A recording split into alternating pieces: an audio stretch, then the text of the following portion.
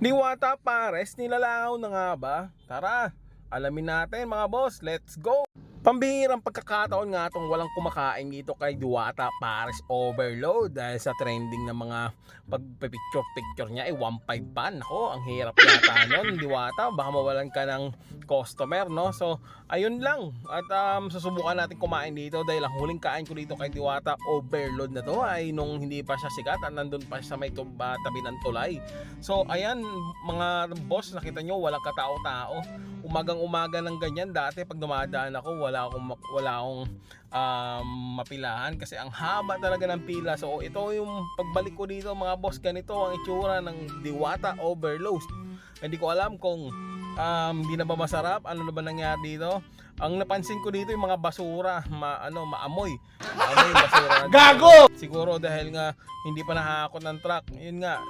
So ayan siya, so hinahanap ko dyan yung pila dahil kakain nga ako. Yun pala, ako pala ang unang, pangalawa pala ako sa pila. Ayan, si Manong nagbabahin na. Dalawa lang kami yung nasa pila. Hindi, wow. Kung saan ako lulusot yan. Yun pala, yun. Kaya pinalusot na ako nun ni Kuya sa may tali, no? Yun. So, ako na yan. Napakaiksi ng pila. Napakaswerte ko naman dito kay Diwata Overload. At ako ang hindi na ako mag-aantay ng ilang oras para matikman ang Pares ni Diwata, no? Yun, so dalawa lang kami dyan at magbabayad muna tayo dyan, syempre. Pwede na!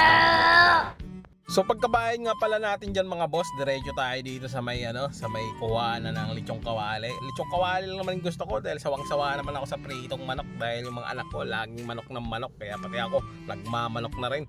So ayan, pipili tayo dyan ng lechong kawali na may chicharong bulaklak. So tinitimbang-timbang ko kung anong mas marami dyan. So parang hirap mamili mga boss kasi parang mas masarap yung ang sarap!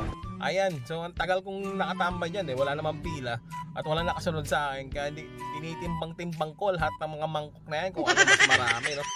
At dahil nga walang pila, syempre sasamantahalin na natin makapag-video dito kay Diwata Overload. Ayan, pinapakita ko sa inyo mga boss yung mga chicharong bulaklak na yan at mga lechong kawali na yan na naka-display dyan. Meron pa pala doon sa isang kaldero malaki yan doon, nire-refill lang nila yan. At ayan si ate, ayan. So pagkatapos nyan, diretso tayo mamaya sa sabaw at natisod ko pa to si ate dahil pumasok. Ayan, hindi nakuha ng camera pero parang natumbungan ko sa dyan Pero yun, nagtawanan na lang kami dyan ni ate kasi nga hindi ko sinasadyan na sagi ko siya. So diretso na tayo dito sa sabaw mga boss.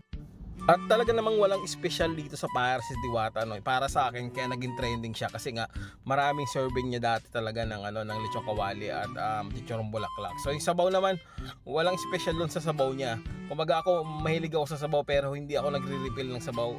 At yung sabaw niya hindi ko rin nauubos. Pang-ulam talaga yung sabaw niya. Ayan mga boss. So sa kanin naman, syempre hindi tayo pwede mag-only rice dahil patay na naman si sugar daddy na ito. Tataas na naman siya. Kaya ayan, isang kanin lang sapat na yan para makaraos lang yung gutom natin. Tapos ayan na si sabaw, no? Pasasabaw na tayo. So yun lang naman. So yun, kain muna tayo mga boss. At titimusan na natin tong Pares Overload. Ayan na nga, at ayan na, naka-ready na at ako lang mag-isa. At ilalagyan na natin yan ng mga sangkap.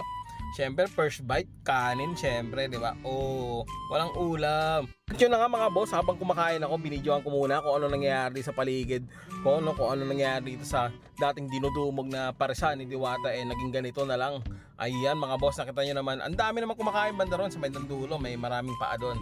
So ayun, mga boss, so ito yung nangyari sa paresan ni Diwata ngayong pumunta ako, nung araw pumunta ako, no? Siguro gawa ito ng mga nakikita natin sa Facebook na mga attitude niya sa mga fans niya. Dapat hindi siya kasi ganoon dapat kahit papaano wag siya maging masungit sa mga fans niya or sa mga followers niya kasi yun naman naging dahilan kung bakit siya nandiyan siya, kinalalagyan niya ngayon. Kung wala siya mga suki, syempre wala siya diyan. 'Di ba mga boss? So ayun, yun lang napapansin ko rito ay na nga, at pinuntahan ko rin yung kusina niya dahil walang katao-tao. Nakatunga nga lahat. Ayan, nagpapasweldo pa yata siya. So nakita ko siya diyan pero hindi na ako, syempre hindi naman tayo manggagatas So hinayaan na lang natin diyan. Ayan, quick video lang sa kanyang kusina. Ayan siya, ayan yung kusina nila, no. So nakita ko diyan si Diwata diyan sa loob ng container van.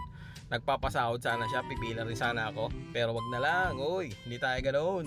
Ayan. So, yun, di ko na tinangkapan na lumapit dyan kay Diwata. Baka mamaya, next time na lang din ako. So, ayun mga boss, ito yung ito yung parcel ni Diwata. Ayan, nakita nyo naman. Nakita ko rin yung binigay sa akin sa sasakyan. Napakaswerte mo, Diwata. Sana wag magbago at lumaki yung ulo mo. Ayan mga boss. So, ayun lang.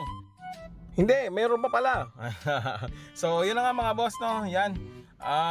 Okay, this Diwata yan. Nagpapaswelo siya sa mga tauhan niya. So, ayun naman ako ay paalis na ba tayo ay uwi na dahil tayo puweta-puyat galing na sa panggabi. So, ayan na. So, talagang kapalaran niya na to. Sabi ko nga, hindi na kaya pigilan kahit ibash pa na kung sino pa man. Talagang nakaukit na sa kanyang kapalaran niya na marating niya yung ganyang sistema na kanyang talagang yung buhay ng palad niya ay kanya-kanya. So, ayun. Ito yung sasakyan niya. Wow, ganda. Ang ganda ng pickup niya. So, good luck sa Diwata. At sana maging successful ka palalo sa negosyo mo. Yun lang.